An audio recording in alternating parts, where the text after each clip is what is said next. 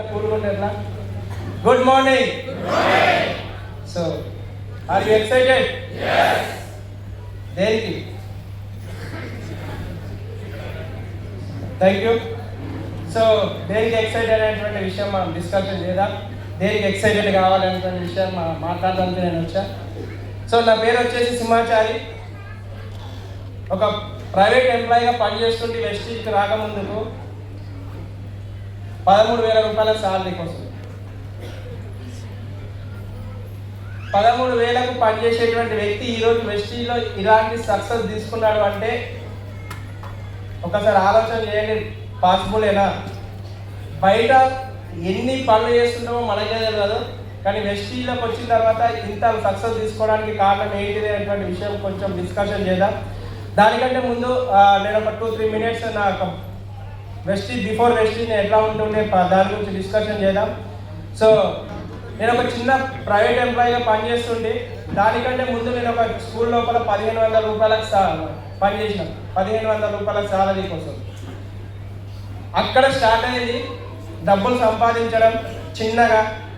Hello sir, మనం విందాం వచ్చినాం. సో 1,500 రూపాయల నుంచి 2 సంవత్సరాలు పనిచేసిన. దీంట్లో ఉంటే జీవితం బాగుండదు, ఇంకా ఏదైనా పని చేయాలి, ఇంకా ఏదైనా ఒక అవకాశం తీసుకోవాలి అని చెప్పేసి ఇంకా జాబ్ సర్చ్ చేస్తుంటే ఒక కంపెనీ లోపల ఒక జాబ్ వచ్చింది. దానికి ఫస్ట్ శాలరీ 4,000 రూపాయలు ఇస్తామని చెప్పేసి అన్నారు. 1,500 కంటే 4,000 ఎక్కువనా కాదా? పోతామా లేదా? సేమ్ నేను కూడా అక్కడే పోయిన తర్వాత అస్సలు స్టోరీ అక్కడ స్టార్ట్ అయింది. ఏంటి అంటే 4,000 రూపాయలు వాళ్ళు ఇస్తున్నారు, కానీ నేను పోయింది జాబ్ కాదు నరకం అని చెప్పేసి తెలిసిపోయింది. ఎందుకంటే నాకు మార్నింగ్ 9 o'clock జాబ్ టైం, కానీ ఈవినింగ్ ఏ టైంకి వస్తుంటే నాకే తెలియదు అన్నారు. అట్లా వర్క్ చేయడం స్టార్ట్ అయిపోయింది. కొన్ని రోజుల తర్వాత మ్యారేజ్ అయింది. మ్యారేజ్ అయినాక 4,000 కూడా సరిపోవట్లేదు, ఇంకా ప్రాబ్లమ్స్ పెరుగుతున్నాయి. ఎందుకు అంటే ఆల్రెడీ కొంచెం మైనస్లో ఉంది, అప్పటికి మైనస్లలో పోతుంది జీవితం. ఇంకా మైనస్లోకి వెళ్ళి ఇంకా బాగా బయటకు రావాలి, బాధ ఉండొద్దు అనే ఆలోచనతోటి మేము ఒక పిండి గిన్నె స్టార్ట్ చేసినాం. పిండి గిన్నెలో కూడా ఇంకా ఎక్కువ ఇన్కమ్ సంపాదించాలి అని చెప్పేసి మా మిస్సెస్ ఏం చేస్తుండే అంటే బట్టలు కొడుతుండే, దాంతోపాటు గ్రూపులలో రాస్తూ ఉంటుండే. మొత్తం మీద 4 పనులు చేస్తుంటే, ఇద్దరం కలిసి 4 పనులు చేస్తుండే. కానీ జీవితంలో సాటిస్ఫాక్షన్ అనేటువంటిది ఉండకపోతుంది. డబ్బులు సంపాదిస్తున్నాం కదా, దీనిలో మనం చేస్తున్నాం అనేటువంటి సాటిస్ఫాక్షన్ ఉండకపోతుండే. ఎంతసేపు మైనస్లోనే ఉంటుండే. చలో ఇట్లయితే జీవితం లేదు. నెక్స్ట్ ఇంకొకటి, టైం ఫ్రీడమ్ అస్సలు ఉండేది కాదు. ఎందుకు అంటే మార్నింగ్ పోవడం నా చేతిలో ఉంటుండే, ఈవినింగ్ రావడం నా చేతిలో ఉండేది కాదు. లాస్ట్కి వస్తే మా బాబు బర్త్డే ఉంది అన్నా కానీ సెలవు ఇచ్చేటోడు కాదన్నాడు. రాత్రి 9 గంటలకు బర్త్డే చేసుకుంటామన్నా కానీ 9 గంటల దాకా కూడా నీకు ఏమంటారు, రాత్రి 12 గంటల దాకా నువ్వు జాబ్ చేసుకోవాలని చెప్పిన రోజులు కూడా ఉన్నాయి. అట్లాంటి సిచ్యువేషన్లో ఉన్నాం. ఇట్లయితే జీవితంలో వర్కౌట్ కాదు, ఇంకా ఏదైనా అవకాశం వెతుకుదాం అని చెప్పేసి డిస్కషన్ చేస్తున్నాం. ట్రెడిషనల్ మార్కెట్లోకి వెళ్తే ఎట్లా ఉంటుంది? ట్రెడిషనల్ మార్కెట్ నాకేం పెద్ద టచ్ లేదు, కాకపోతే నేను చాలా మందిని అడుగుతున్నాను ట్రెడిషనల్ మార్కెట్ చేస్తే బాగుంటుందా అని. కొంతమంది బాగుంటుంది అంటున్నారు, కొంతమంది బాగుండదు అంటున్నారు. ఏది చెప్పినా కానీ ఒకటి చెప్తున్నారు, ఏంటిది అంటే ఎట్టి పరిస్థితుల్లో నువ్వు దాంట్లో డబ్బులు ఇన్వెస్ట్మెంట్ చేయాలి. ట్రెడిషనల్ మార్కెట్ అంటే డబ్బులు ఇన్వెస్ట్మెంట్ చేయాలా లేదా? Yes are no? సేమ్ అదే పని చెప్పారు, కానీ నా దగ్గర ఆల్రెడీ మైనస్లో ఉన్నా. నేను ఇక్కడ మళ్ళీ డబ్బులు అప్పు తీసుకొచ్చి ఎక్కడ పెడతా నేను అని చెప్పేసి ఆలోచన చేస్తున్నా. సో అదే టైంలో ఇదే విషయాన్ని నేను ఒక వ్యక్తితో డిస్కషన్ చేసిన. నేను ఇట్లా ఒక ట్రెడిషనల్ బిజినెస్ ప్లాన్ చేస్తున్నా, దీంట్లో అయితే బాగుంటుందా, వర్కౌట్ అవుతుందా అని చెప్పేసి ఆలోచన చేస్తున్న టైంలో ఆయన ఒక 2 నెలల తర్వాత 3 నెలల తర్వాత మళ్ళీ కాల్ చేసి నువ్వు ఎట్లాగో జాబ్ కోకుండా వేరే బిజినెస్ అవకాశం కోసం సెర్చ్ చేస్తున్నావు కదా, ఒక్కసారి ఒక దగ్గర మీటింగ్ ఉంది రా అన్నాడు. ఏ మీటింగ్ అని చెప్పేసి అన్నా. నువ్వు ఒకసారి వచ్చి చూస్తే తెలుస్తుంది నీకు మీటింగ్ ఏంటిది అని. అంటే సరే నాకు చాలా పని ఉంది, బిజీగా ఉన్నా, నేను ఈ సండే అయితే వీలు కాదు అని చెప్పిన. లేదు ఖచ్చితంగా నువ్వు ఎట్లా చేసి సండే రా అని చెప్పి టికెట్ తీసుకున్నా నీకోసం, నువ్వు నేను ఇద్దరం కలిసి పోవాలి. టికెట్ తీసుకున్నా మళ్ళీ టికెట్ వేస్ట్ అవుతుంది అంటే సరే టికెట్ వేస్ట్ అవుతుంది అంటుండే కదా అని చెప్పేసి ఆ మీటింగ్ వెళ్ళిన నేను. First time Secunderabad head office లోపల మీటింగ్ అవుతుంది. మీటింగ్లో పోయినా అక్కడ టికెట్ ఏం లేదు. సార్ అబద్ధం చెప్పి తీసుకెళ్ళింది. సార్ అయితే అబద్ధం చెప్పి తీసుకెళ్ళింది. కానీ ఆ రోజు ఏ అబద్ధం చెప్పినా నాకు తెలియదు. కానీ ఆ అబద్ధం ఈ రోజు జీవితాన్ని ఇక్కడ వాళ్ళకి తీసుకొచ్చింది. ఆ లీడర్ ఎవరో కాదు, మన great leader Thangelapalli Srinivas sir and Swapna madam. Sir కోసం ఒకసారి సిద్ధాంతం. సో వెస్టీలో కొన్న వెస్టీ ప్లాన్ అయితే వింటున్నా, హిందీలో చెప్తున్నారు. ప్లాన్ మంచిగా అనిపించింది నాకైతే. హిందీ ఏం అర్థం కాలేదు, కాకపోతే బిజినెస్ చేస్తే డబ్బులు వస్తాయట అని ఒక ఆలోచన అయితే వచ్చింది. సేమ్ ఇదే విషయం తీసుకపోయి ఇంట్లో డిస్కషన్ చేస్తామా లేదా, చేయాలా లేదా? హోమ్ మినిస్టర్తో డిస్కషన్ చేసి ఏ పని చేయలేము మనం. ఎస్ఆర్లో సేమ్ నా పరిస్థితి కూడా అదే. హోమ్ మినిస్టర్ దగ్గర పోయి మాట్లాడితే ఏమన్నారంటే 4 పనులు ఉన్నాయి, 4 చేతులు ఉన్నాయి, మళ్ళీ ఒక కొత్త పని పట్టుకొస్తే ఎట్లా చేస్తామని అడిగింది. నేను ఏం సమాధానం చెప్పాలంటే, లేదు ఇది బాగుంది అని చెప్తే వినట్లేదు. వద్దు, మనకు వద్దు, ఉన్న టైంలో మనము ఇంత చేస్తున్నాం, ఇంత ఇదే సరిపోతుంది టైం, ఇంకేం చేస్తావు, నువ్వు పొద్దున పోతావు, రాత్రి ఎప్పుడో వస్తావు, ఒక్కోసారి తెల్లారుతుంది వచ్చేసరికి, ఇంకేం వేస్తావు అని చెప్పేసి అంటుండే. చలో ఇక ఇట్లయితే కాదని చెప్పేసి శ్రీనివాస్ సార్ మాకు రిలేషన్ అవుతాడు, మా మేడం మా మిస్సెస్ వాళ్ళ సిస్టర్ అవుతుంది అన్నట్టు. సార్ మీ చెల్లె ఇట్లా అంటుంది అని చెప్పిన. చెప్తే సార్ ఏం చేసిందంటే నాకు ఫోన్ చేయడం మానేసింది. ఇక వాళ్ళ చెల్లెకి ఫోన్ చేయడం స్టార్ట్ చేసిండు. వాళ్ళ ఆధార్ కార్డు తీసుకున్నాడు, జాయిన్ చేసిండు. ఒకరోజు ఇంటికి వచ్చిండు, ఇంటికాడ ప్లాన్ చెప్పిండు. అప్పటిదాకా మా మేడం ఏమన్నదంటే బిజినెస్ వద్దు, మనకు ఏమొద్దు, మన బిజినెస్ వద్దు, ఏమొద్దు అని చెప్పింది. ప్లాన్ ఎప్పుడైతే ఉన్నదో చేస్తే గీస్తే ఇదే పని చేద్దాం, లేకపోతే వేరే ఏ పని చేయొద్దు అని చెప్పింది. స్టార్ట్ చేసి నేను ఎందుకు ఈ విషయం చెప్తున్నానంటే, ఈరోజు కూడా భార్యాభర్తలు ఇద్దరు వచ్చి డిసిషన్ తీసుకుంటే బిజినెస్లో సక్సెస్ అవుతారు. వీరికి భర్త వస్తాడు, భార్య రాదు. భార్య ఏదో అనుకుంటుంది, భర్త ఏదో చెప్తుంటాడు, రాదు. భార్య వస్తుంది, భర్త రాడు. ఇంటికి పోయి భర్త ఒప్పియాలంటే కాదు, నీ మాట వినరాదు.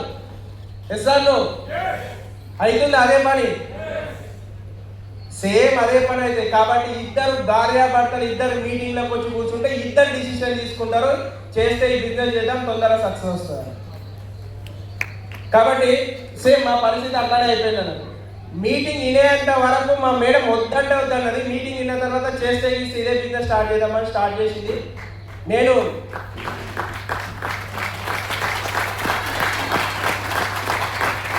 నేనేం చేసిన అంటే పార్ట్ టైం మీరు బిజినెస్ చేయండి, నేను పార్ట్ టైం సపోర్ట్ చేస్తాను. కొన్ని రోజులు పార్ట్ టైం స్టార్ట్ చేసినాం.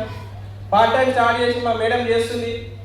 మా మేడంకి ఏంటి అంటే ఒకటే కాన్ఫిడెంట్. మా మేడం కింద గ్రూపులు రాస్తారు కదా, విఓఏ అంటారు చూడండి, ఊర్లలో ఉంటారు, మహిళా సంఘాల గ్రూపులు ఉంటాయి కదా, దాంట్లో పనిచేస్తున్నారు. దాంట్లో గ్రూపులు మస్తు మంది ఉంటారు, 200 మంది ఉన్నారు.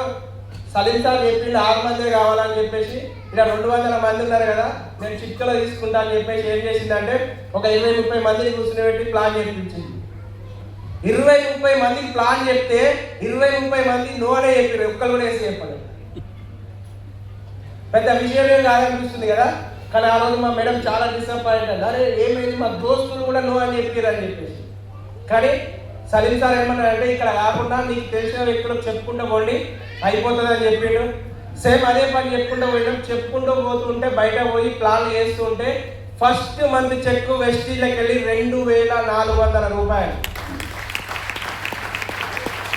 Part time income. Second month same అట్లనే పని చేస్తున్నాను. నేను జస్ట్ అప్పుడప్పుడు సెలవు దొరికినప్పుడు మాత్రమే నేను హెల్ప్ చేస్తున్నా మా మేడంకి.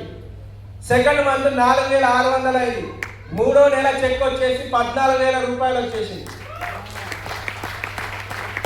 14,000 చిన్న సపోర్ట్లు వస్తున్నాయి, చిన్న ఇన్కమ్ అనుకుంటున్నాను. మరి జీతం అది 4,000 నుంచి 10 సంవత్సరాలు పనిచేస్తే 13,000 రూపాయల శాలరీ పెరిగింది. 4,000 నుంచి 13,000 పెరగడానికి 10 సంవత్సరాలు పట్టింది నేను జాబ్ చేసే ప్లేస్లో. వెస్టీజ్లో 3 నెలలలో నా శాలరీ రీప్లేస్మెంట్ అయిపోయింది. సో నాకు అప్పుడు అర్థమైంది. నా దగ్గర నేను అప్పుడు అనుకుంటున్నా నేను చేలో బిజినెస్ స్టార్ట్ చేద్దామని. కానీ మన పక్కకు ఉంటారు చూడండి, కొంతమంది బొక్కాలు వేసుకొని రెడీ కూర్చుంటారు, మనం ఎక్కడ ఎదుగుతామో కిందికి గుంజుదామని చెప్పేసి. ఎస్ఆర్లో మన పక్కకు ఉండరా? సేమ్ నా పక్కకు కూడా అట్లాగే ఉండే. నేను జాబ్ రిజైన్ చేస్తున్నా అని చెప్పేసి మా బాస్ చెప్పాలి కదా, జాబ్ రిజైన్ చేస్తున్నా సార్, నేను వెస్టీజ్ బిజినెస్ అవకాశం చాలా బాగుంది, ఇవాళ నేను దీంట్లో 14,000 రూపాయలు ఇన్కమ్ తీసుకుంటున్నా, నేను దీనికి రిజైన్ చేసి ఫుల్ టైం అదే చేద్దాం అనుకుంటున్నా, దీంట్లో ఆల్రెడీ కాళ్ళు వస్తున్నాయట, లక్షలు వస్తున్నాయట, ఆల్రెడీ ఎస్పీ బాలి సార్ని చూపించి ఈయనకు 50-60 లక్షలు వస్తాయట అని చెప్తే ఆయన ఏమనంటే అవన్నీ వేస్ట్ మాటలు, అవి ఎవరికో వస్తాయి, నీ అట్లాంటి వాళ్ళకి రావు అని చెప్పింది ఆయన. నీ అట్లాంటి వాళ్ళకి రావు అని చెప్పాలని నాకు ఆలోచన వచ్చింది. నిజమేనేమో, నేను ఎందుకంటే నాకు తెలియదు, నాకు ఈ బిజినెస్ తెలియదు. 14,000 అయితే వచ్చినాయి, కానీ రేపు పొద్దున మళ్ళీ రాకపోతే మళ్ళీ అప్లైని ఫోన్ చేసిన, సార్ ఇట్లా ఉంది పరిస్థితి అంటే, లేదు దీంట్లో చాలా మంది సక్సెస్ అయిన వాళ్ళు ఉన్నారు, నేను ఢిల్లీ పోయి చూసి వచ్చిన, నేను ఢిల్లీలో మీటింగ్ అటెండ్ అయ్యి వచ్చిన, చాలా మంది సక్సెస్ అయినటువంటి వ్యక్తులు ఉన్నారు, ఏం కాదు చేద్దాం, దీంట్లో 100% సక్సెస్ అవుతామని చెప్పి అప్లై చెప్తున్నారు. నాకు ఏం చేయాలో అర్థం అవుతలేదు. 2 దారులు ఉన్నాయి ముంగట, ఒకటి వెస్టీజ్, రెండోది బిజినెస్. బిజినెస్ చేయాలా వెస్టీజ్ చేయాలా, సరే జాబ్ చేయాలా వెస్టీజ్ చేయాలా, 2 దారులు అనిపిస్తున్నాయి. జాబ్ పోతే జీతం వస్తుంది, కానీ ఇన్నిలో నుంచి జీతం వస్తుంది కానీ సాటిస్ఫాక్షన్ లేదు, టైం దొరికేది కాదు. నేను ఒక సిచ్యువేషన్ చెప్తే, మా రిలేషన్ చనిపోతే కూడా నాకు సెలవు వేయలేదు జాబ్లో. ఇట్లాంటి జాబ్లు ఉంటాయంటే ఉంటాయి, ఇట్లాంటి జాబ్లు ఉంటాయని మీరు ఆలోచన చేస్తుండొచ్చు, ఉంటాయి అట్లాంటి జాబ్లు. రిలేషన్ చనిపోతే నువ్వు పోతే ఎక్కడ పోతావు, మళ్ళీ నీకు పోతే పని అయిపోతుంది అని ఇంకా 2 గంటలు పర్మిషన్ ఇచ్చి ఒక వ్యక్తిని బైక్ మీద ఎక్కించుకొని పోయింటాడు, అట్లాంటి సిచ్యువేషన్. సో ఆ సిచ్యువేషన్లో ఉండి చలో ఇట్లయితే కాదు అని చెప్పేసి నేను ఏం చేసిన అంటే ఆలోచన చేసిన, సరే అప్లై చెప్తున్నాడు కదా అని చెప్పేసి అప్లై మీద ఇన్నోసెన్సీగా అప్లై మీద భారం వేసి చలో జాబ్ రిజైన్ పెట్టినా, బిజినెస్ స్టార్ట్ చేస్తున్నా సార్ అని చెప్పిన. బిజినెస్ స్టార్ట్ చేస్తున్నా, బిజినెస్ అవుతుంది, మంచిగానే అవుతుంది, చాలా మందికి చెప్తున్నా, జనాలు రావట్లేదు కానీ ప్రోడక్ట్ పోతుంది, ప్రోడక్ట్ దగ్గర సూపర్ అంటున్నారు. నాకు తెలిసింది ఒకటే, నేనేం చేయాలంటే జనాలను కలవాలి, ప్రోడక్ట్ ఇవ్వాలి, కానీ నేను ఒక పెద్ద మిస్టేక్ చేస్తున్నా. ఏ మిస్టేక్ నాకు తెలియదు, అప్పటికి ఏం మిస్టేక్ చేస్తున్నా నాకే తెలియదు. జనాలను అయితే కలుస్తున్నా, జనాలకు చెప్తున్నా వెస్టీజ్ గురించి, ప్రోడక్ట్ ఇస్తున్నా, కానీ వాళ్ళు జనాలు మళ్ళీ రిటర్న్ రావట్లేదు నా దగ్గర. సరే ఇదే క్వశ్చన్ సార్ని అడిగి నేను, సార్ ఇట్లా అయిపోయింది పరిస్థితి, ఏం చేయాలి అని. ఏం చేయాలంటే సార్ ఒక విషయం చెప్పిండు సలీం సార్, ఏది అంటే సార్ మనకు నెక్స్ట్ మంత్ మనకు ఢిల్లీలో ఒక పెద్ద మీటింగ్ ఉంది, ఢిల్లీ పోతే మీకు అక్కడ సొల్యూషన్ దొరుకుతుంది అని చెప్పిండు. సార్ నాకు డబ్బులు కావాలి అని చెప్పిన, నేను డబ్బుల కోసం వచ్చిన సార్, నేను ఢిల్లీకి వస్తే నాకు హిందీ కూడా అర్థం కాదు, మీరు ఢిల్లీకి రమ్మంటున్నారు అనేది నాకు హిందీ రాదని చెప్పి నేను అన్నాను. నాకు పైసలు లేవు, జాబ్ మానేసి ఫుల్ టైం చేస్తున్నా, నాకు పైసలు కావాలి అని చెప్తే సార్ ఏమంటున్నాడే, నీకు సొల్యూషన్ ఎక్కడ దొరుకుతుందని సార్ చెప్తున్నాడు. దాదాపు 1/2 అవర్ సార్కు నాకు డిస్కషన్ అయ్యింది. 1/2 అవర్ తర్వాత చూసి మా మేడం పక్కకుండా ఇంకా ఉందన్న, ఈయన ఏమన్నది ఇదంతా కాదు పోదా అని చెప్పేసి, అన్న నేను పంపిస్తాను నీకు ఎందుకు బాగా పో అని చెప్పి సలీం సార్కి పంపిస్తా అని చెప్పినావు కరెక్టే, కానీ నేను ఎట్లా పంపిస్తావు, పైసలు ఏమున్నాయని నేను అడుగుతున్నా మా భార్యని. అడిగితే నువ్వేం టెన్షన్ పడక అని చెప్పి వాళ్ళ ఫ్రెండ్కు ఫోన్ చేసి 20,000 రూపాయలు అప్పు తీసుకొని 3 రూపాయలు ఇంట్రెస్ట్ కోసం తీసుకొని ఎస్టీకి ఈ మీటింగ్ పంపేయడానికి నాకు ఇచ్చింది అన్నది.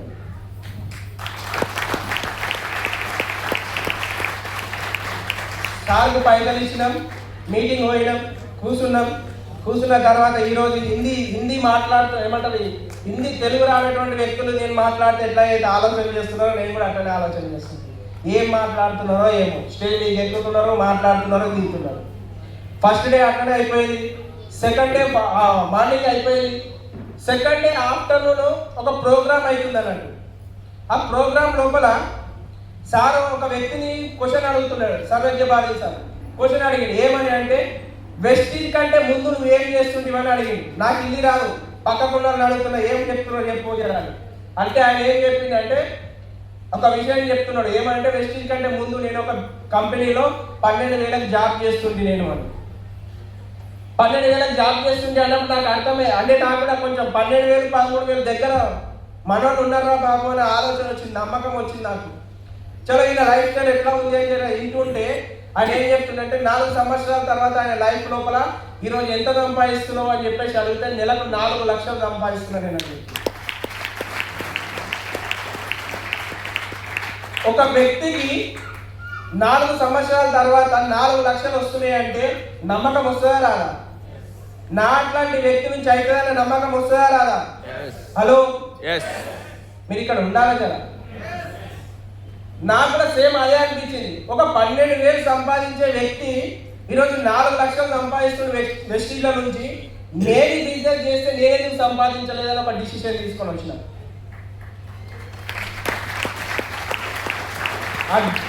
ప్రోగ్రామ్ ఏంటి అంటే గోప్రాన్. ఫస్ట్ టైం నేను గోప్రాన్ మీటింగ్ అటెండ్ అయినా. ఫుల్ కాన్ఫిడెంట్ వచ్చింది. ఎస్, ఏమన్నా కానీ చేస్తే ఇస్తే వెస్టీజ్ చేస్తా. ఒక 5 సంవత్సరాలు 2025 వరకు వెస్టీజ్లో నిలబడతా. సక్సెస్ సావా అనేటువంటి ఫిక్స్ అయిపోయినాడు. అయితే వెస్టీజ్లో సక్సెస్ కావాలి, లేకపోతే సావాలి. అట్లా స్ట్రాంగ్గా ఫిక్స్ అయిపోయి పనిచేయడం స్టార్ట్ చేసినాం. కానీ మనం ఇంటికి రాగానే మనం ఎంత స్ట్రాంగ్ ఉన్నా కానీ ఇంటికి రాగానే పక్కకు ఉన్న వాళ్ళు ఉంటారు కదా గాలి తీయడానికి. చాలా మంది గాలి తీయడానికి ట్రై చేశారు అన్నట్టు. ఎంతమంది అరే నువ్వు పోయి గల్లా ఏం ఒక డ్రీమ్ చార్ట్ రాగానే డ్రీమ్ చార్ట్ రాసి పెడితే నువ్వా నీ మొఖానిక కారా ఉండటానికి ఇల్లు గతి లేదు కానీ కారు కొంటా అని చెప్పి రాసి పెడుతుంది. 50 లక్షలు ఇల్లు కడతావా నువ్వు? ఇట్లా చాలా మంది ఎగతాళి చేసిన చాలా మంది ఉన్నారు. కానీ నేను ఒక్కటే ఫిక్స్ అయినా, వాళ్ళ మాటలు ఎవ్వరి మాటలు పట్టించుకోలే నేను. ఎందుకు అంటే నాకు ఒకటి అర్థమైంది, ఈ బిజినెస్లో సక్సెస్ కావాలి అంటే 2 పనులు చేయాలి. ఒకటి అప్లైన్ చెప్పింది వినాలి, బయట చెప్పింది మానేయాలి. అదే పని చేసిన. అదే పని చేయడం వల్ల ఎంతమంది ఎన్ని రకాలుగా మాట్లాడినా నేనైతే పట్టించుకోను.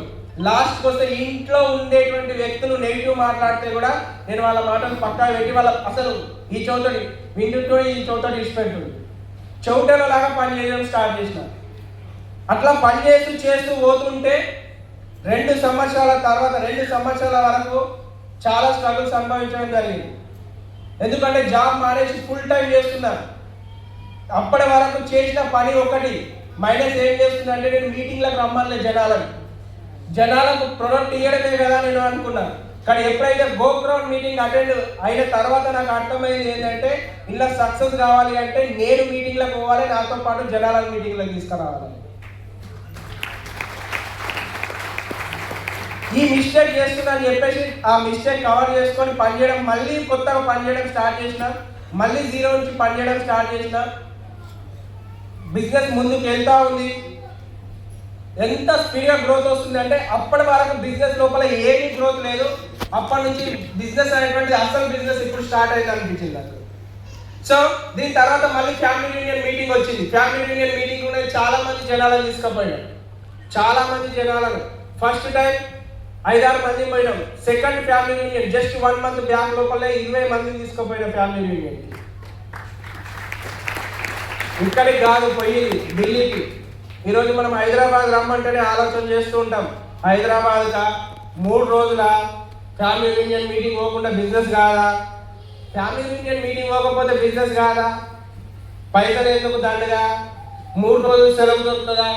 ఇవన్నీ ఆలోచన చేస్తూ ఉంటాం మనం.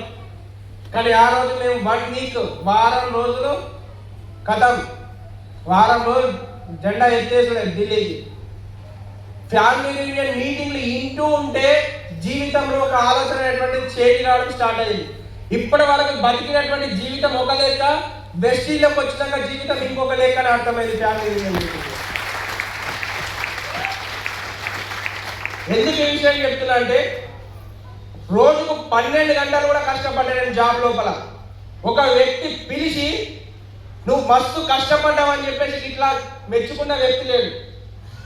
కానీ ఇదే ఫ్యామిలీ యూనియన్ మీటింగ్ లో నువ్వు సక్సెస్ అయినావు, నువ్వు కొన్ని 100,000 మందిని సక్సెస్ చేసినావని చెప్పేసి డియూసిడి రికగ్నేషన్ చూసి కళ్ళు చెమ్మగిలిపోయినాయి.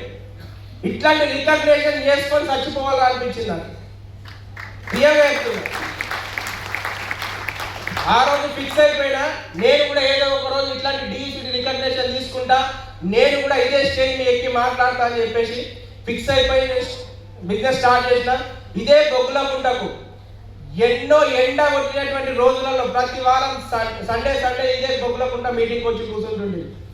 వర్షం పడుతున్నా ఇదే బొగ్గులకుంట మీటింగ్ వస్తుంది. 70 కిలోమీటర్ల దూరం నాకు ఈ బొగ్గులకుంట.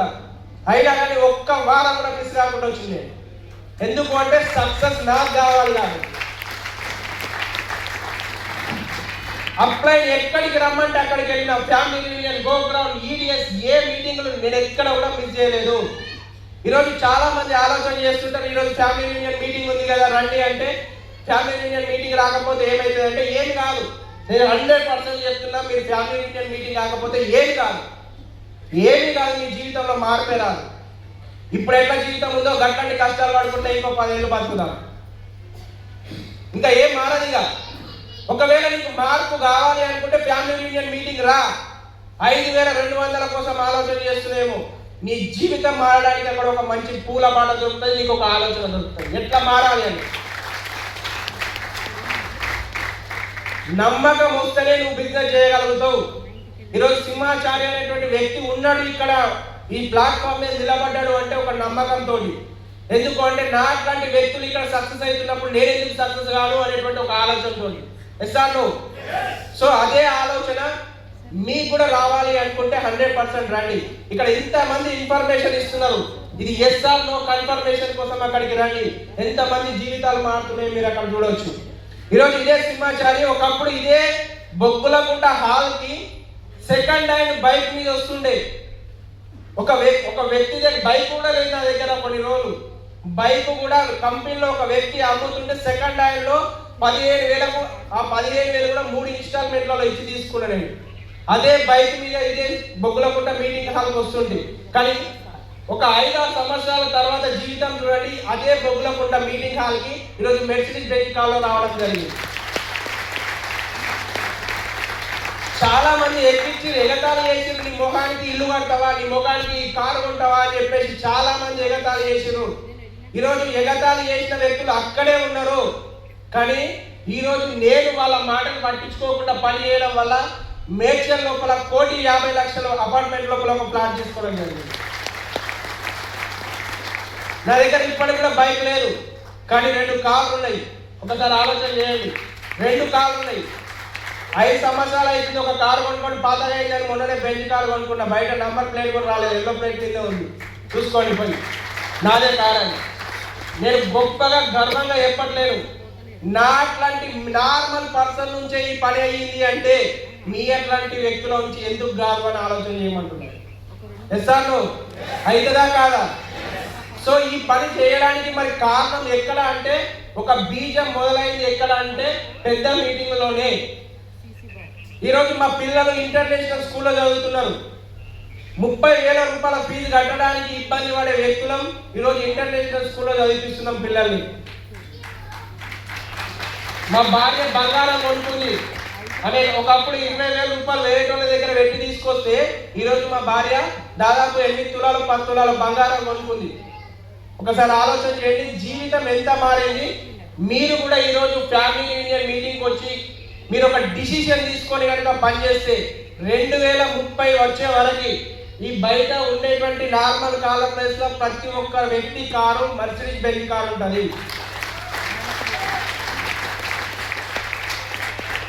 లగ్జరీ కార్ కావాలా? కావాలా? గట్టిగా కావాలా? కావాలి అంటే 9, 10, 11 ఫ్యామిలీ యూనియన్ మీటింగ్ రావాలి. వస్తారా? వస్తారా? వచ్చిర్రు అనుకోండి, ఒక 5 సంవత్సరాలు నిలబడి పనిచేయండి. 5 ఫ్యామిలీ యూనియన్ మీటింగ్లు, 5 సంవత్సరాలు ఫ్యామిలీ యూనియన్ మీటింగ్ అటెండ్ చేయండి. ఆటోమేటిక్గా బయట మీకోసం లగ్జరీ కార్ రెడీ అయి ఉంటుంది. ఓకేనా? పక్కానా? కలుద్దామా ఫ్యామిలీ యూనియన్ మీటింగ్ లో? కలుద్దామా? Thank you very much.